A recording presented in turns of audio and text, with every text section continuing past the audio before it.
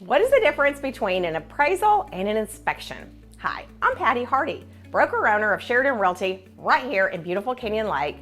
Whether you're a buyer or a seller, it's good to know the difference between an inspection and an appraisal. The home inspection is performed by a home inspector and it's often paid by the buyer, unless the seller has done an inspection prior to putting the home on the market.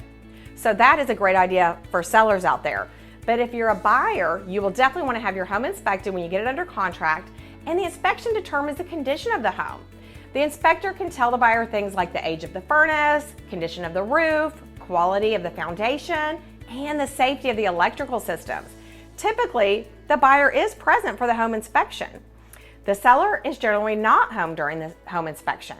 If you're looking for great inspectors that work right here in the Canyon Lake market, just let me know and I'm happy to pass on their contact information for some great inspectors that work right here.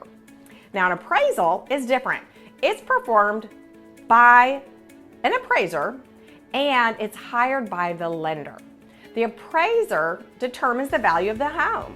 The appraiser measures the home to determine the square footage and evaluates the upgrades, updates on the home. The appraiser also takes into consideration the value of other similar homes that have recently sold nearby.